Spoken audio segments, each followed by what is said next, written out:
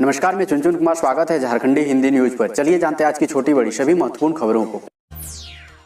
आज की पहली और बड़ी खबर की बात करें तो राज्यपाल रमेश बैस ने कहा, सदन में जनता के हितों से जुड़े सवाल बेहतर तरीके से पूछे जाएं। झारखंड विधानसभा का 21वां स्थापना दिवस समारोह शुरू हो गया है। राज्यपाल रमेश बैस और मुख्यमंत्री हेमंत सोरेन समारोह में मौजूद रहे। विश्रामपुर के विधायक रामचंद्र चंद्रवंशी को भगवान बिरसा मुंडा उत्कृष्ट विधायक सम्मान से सम्मानित किया गया। रामचंद्रवंशी राज्य सरकार के पूर्व मंत्री रह चुके हैं। बिहार सरकार में भी वे मंत्री रह चुके हैं। राज्यपाल रमेश बैस ने उन्हें सम्मानित किया। झारखंड विधानसभा के 21वीं वर्षगांठ के अवसर पर आयोजित समारोह में स्पीकर रविंद्रनाथ महतो, संसदीय कार्य मंत्री आलमगीर आलम समेत कई मंत्री मंच पर मौजूद रहे। मौके पर राज्यपाल रमेश बैस ने कहा कि सदन में वाद विवाद में गंभीरता रहे, इस पर ध्यान देने की जरूरत है। विधायक जनता के प्रति जवाबदेह हों। सदन में जनता के हितों से जुड़े सवाल बेहतर तरीके से पूछे जाएं ताकि सरकार से उनका जवाब आ सके। विपक्ष सदन में अपनी रचनात्मक भूमिका निभाएं। राज्यपाल ने कहा कि हाल के दिनों में सदन की कार्रवाई में काफी बदलाव आया है। छोटी छोटी बातों को लेकर सदन की कार्रवाई स्थगित करने की परंपरा बनती जा रही है।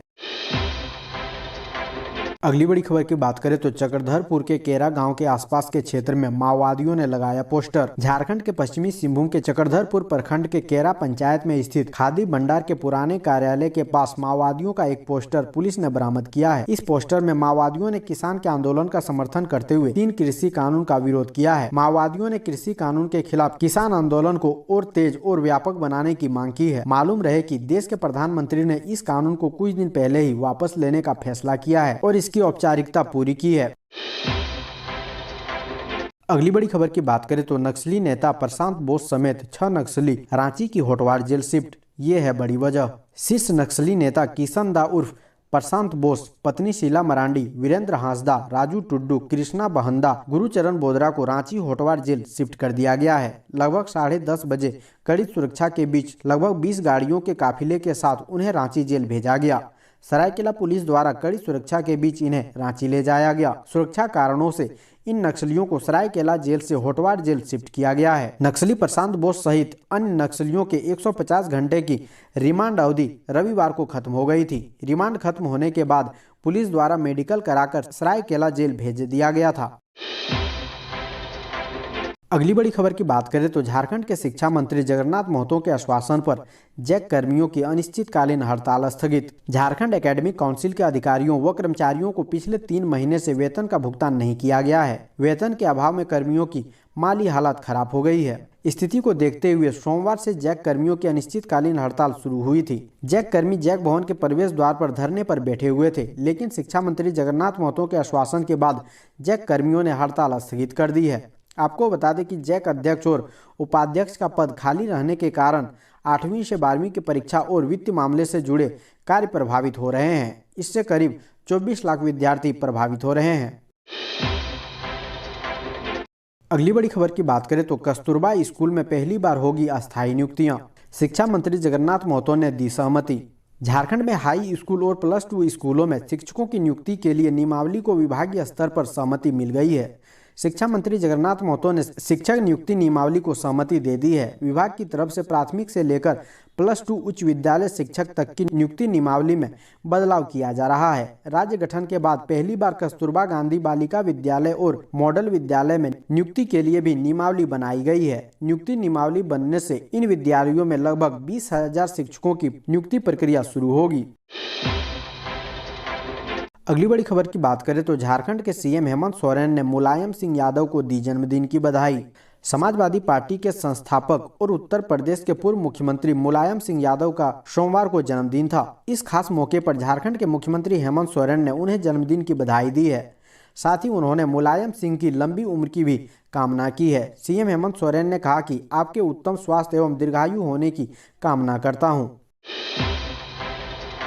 अगली बड़ी खबर की बात करें तो 23 नवंबर से धनबाद की 6 पंचायतों में लगेगा शिविर। मंगलवार को जिले के 6 पंचायतों तथा नगर निगम व चिरकुंडा नगर परिषद के वार्डों में शिविर लगेगा। शिविर का आयोजन आपके अधिकार आपकी सरकार आपके द्वार कार्यक्रम से होगा। इसमें बाघमारा प्रखंड के बहियारडी एवं खरखरी पंचायत, बलियापुर के बाघमारा पंचायत, ग्यारकुंड के डुमरकुंडा दक्षिण पंचायत, गोविंदपुर के असनबनी 2 पंचायत एवं धनबाद सदर प्रखंड के दुबराज डी पंचायत में कार्यक्रम होगा। अगली बड़ी खबर की बात करें तो झारखंड विधानसभा के स्थापना दिवस समारोह में बीजेपी एमएलए रामचंद्र चंद्रवंशी हुए सम्मानित। कई कार्यक्रम भी आयोजित। 22 नवंबर को झारखंड विधानसभा 21 साल की हो गई। 21वीं वर्षगांठ के मौके पर सोमवार को विधानसभा में कई कार्यक्रम आयोजित हुए। इस दौरान साल 2021 के लिए उत्कृष्ट विधायक के तौर पर पलामू के विश्रामपुर से भाजपा विधायक रामचंद्र चंद्रवंशी को राज्यपाल रमेश बैस ने सम्मानित किया। इस मौके पर सीएम हेमंत सोरेन, स्पीकर रविंद्रनाथ महतो समेत कई गणमान्य विधायक उपस्थित थे। बता दें कि झारखंड विधानसभा में हर साल एक उत्कृष्ट विधायक का चयन कर उन्हें सम्मानित किया जाता है। इसी कड़ी में वर्ष 2021 में भाजपा विधायक रामचंद्र चंद्रवंशी को सम्मानित किया गया है।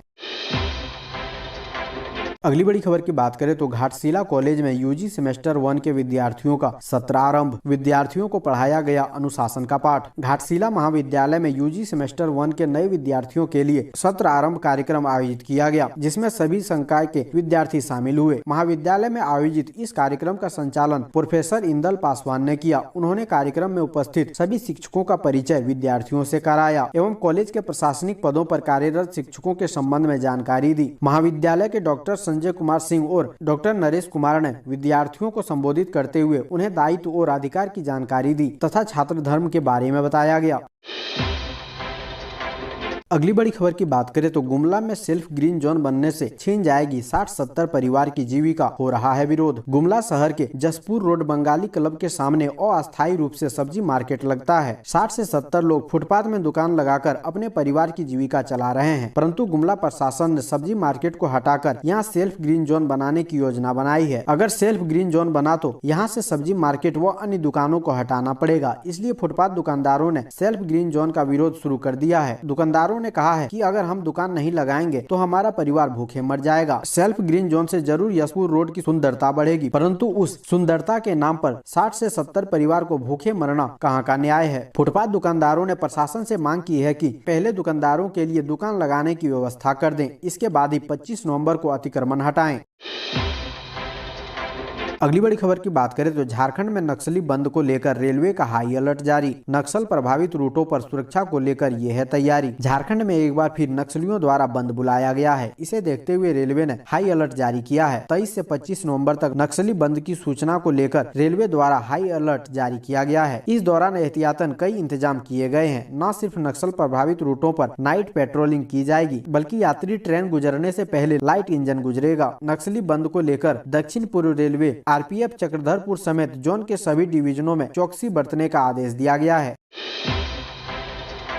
अगली बड़ी खबर की बात करें तो पुलिस कार्रवाई से बौखलाए नक्सली। 23 से 25 नवंबर तक किया बंद का ऐलान, पुलिस अलर्ट। नक्सली संगठन भाकपा माओवादियों ने 23 से 25 नवंबर तक 4 राज्यों झारखंड, बिहार, उत्तर प्रदेश और छत्तीसगढ़ में बंद बुलाया है। 4 दिनों के अंतराल में नक्सलियों की ओर से दूसरी बार बंद बुलाया गया है। इससे पहले 20 नवम्बर को बुलाए गए बंद के दौरान झारखंड में नक्सलियों ने लातेहार और चक्रधरपुर में रेल की पटरियां उड़ा दी थी। अब दूसरी बार 4 राज्यों में बुलाए गए बंद को लेकर पुलिस और सुरक्षा बलों को एक बार फिर से अलर्ट कर दिया गया है। खबर है कि खुफिया एजेंसियों ने झारखंड, बिहार की पुलिस को नक्सलियों की तरफ से किसी बड़ी घटना की साजिश की आशंका पर अलग अलग रिपोर्ट दी है। भाकपा माओवादियों के शीर्ष नेता प्रशांत बोस और उनकी पत्नी शीला मरांडी की गिरफ्तारी और गढ़चिरौली में नक्सलियों के खिलाफ पिछले दिनों हुई बड़ी कार्रवाई के बाद में नक्सली संगठन में जबरदस्त बौखलाहट है।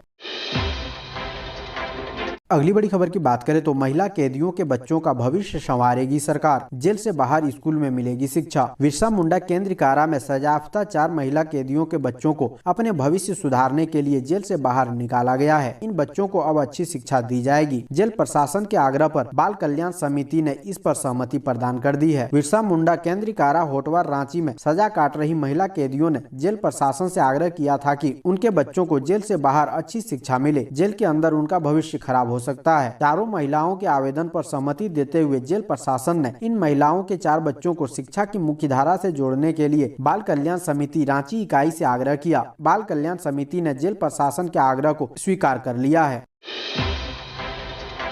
अगली बड़ी खबर की बात करें तो झारखंड में 1ली से 5वीं कक्षाओं के लिए भी शीघ्र खुल सकते हैं स्कूल। राज्य में 1ली से 5वीं कक्षाओं के लिए भी स्कूल शीघ्र खुल सकते हैं। इसमें सरकारी एवं निजी दोनों प्रकार के स्कूल शामिल हैं। मुख्यमंत्री हेमंत सोरेन की अध्यक्षता वाली झारखंड आपदा प्रबंधन प्राधिकार की होने वाली अगली बैठक में इस पर स्वीकृति मिल सकती है। इसकी बैठक इसी माह आयोजित होने की उम्मीद है। मुख्यमंत्री हेमंत सोरेन ने निचली कक्षाओं के लिए स्कूल खोलने की अनुमति मिलने के संकेत दिए हैं। उन्होंने एक कार्यक्रम में कहा कि स्कूलों के संचालन हेतु संक्रमण की स्थिति पर नजर रखते हुए चरणबद्ध तरीके से स्कूलों में पठन पाठन प्रारंभ करने का प्रयास किया जा रहा है। निकट भविष्य में प्राथमिक कक्षाओं के लिए भी स्कूल खुलेंगे। बता दें कि स्कूली शिक्षा एवं साक्षरता विभाग ने अक्टूबर माह में ही इन कक्षाओं के लिए भी स्कूल खोलने का प्रस्ताव झारखंड आपदा प्रबंधन प्राधिकार को भेजा था, लेकिन पर्व त्योहारों को देखते हुए प्राधिकार की इसी माह हुई बैठक में इस पर सहमति नहीं बनी।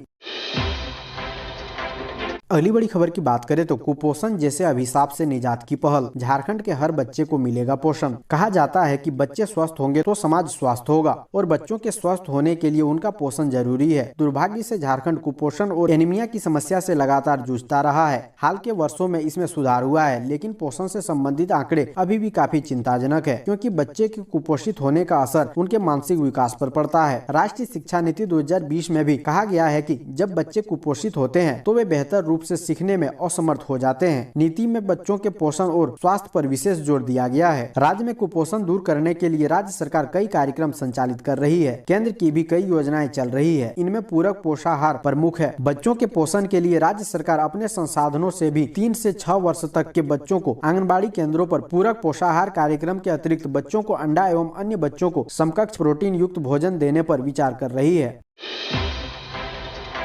अगली बड़ी खबर की बात करें तो झारखंड की 68.77% भूमि की गुणवत्ता हुई खराब, बंजर में तब्दील होने का खतरा मंडराया। जाने क्या है वजह। पूरे देश में झारखंड की भूमि सबसे अधिक खराब हो रही है। यहाँ की जमीन बंजर होती जा रही है। इसका मुख्य कारण भूमि का क्षरण बताया जा रहा है। झारखंड में करीब 54.80 लाख हेक्टेयर भूमि बंजर होने की ओर है। यह कुल भौगोलिक क्षेत्र का 68.77% है। राज्य का कुल क्षेत्रफल 79.71 लाख हेक्टेयर का है। पूरे देश में झारखंड की स्थिति सबसे खराब राज्यों में टॉप पर है। इसरो से जारी ताजा रिपोर्ट में इस बात का जिक्र किया गया है। यह सर्वे 2018-19 में की गई गणना पर आधारित है। इससे संबंधित सर्वे स्पेस एप्लीकेशन सेंटर अहमदाबाद ने किया है।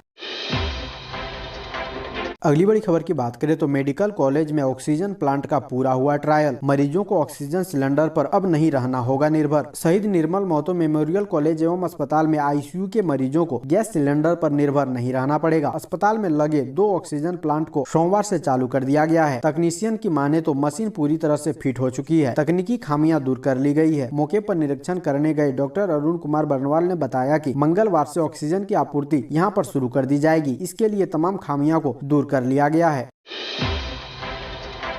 अगली बड़ी खबर की बात करें तो स्टील गेट सब्जी बाजार में टीकाकरण अभियान, 100 को लगा टीका। धनबाद जिले में कोरोना टीकाकरण अब सार्वजनिक स्थलों पर शुरू कर दिए गए हैं। इसके तहत स्टील गेट सब्जी बाजार में जिला प्रशासन और स्वास्थ्य विभाग की ओर से टीकाकरण अभियान चलाया गया। अभियान का नेतृत्व टीकाकरण पदाधिकारी डॉक्टर विकास राणा कर रहे थे। टीकाकरण टीम को देखकर सब्जी बाजार में कई लोग इधर उधर भागने लगे। टीकाकरण टीम ने यहाँ सब्जी बेच रहे सब्जी विक्रेताओं से टीका लेने की जानकारी लेने लगे। कुछ सब्जी दुकानदारों ने बताया कि उन्होंने दूसरा डोज भी ले लिया है, जबकि कई सब्जी विक्रेताओं ने बताया कि उन्होंने अभी तक कोई भी वैक्सीन नहीं लिया है। इसके बाद ऐसे लोगों को टीम ने जागरूक किया। शाम 3:30 बजे तक अभियान चलाकर यहां पर 100 लोगों को टीका लगाया गया है।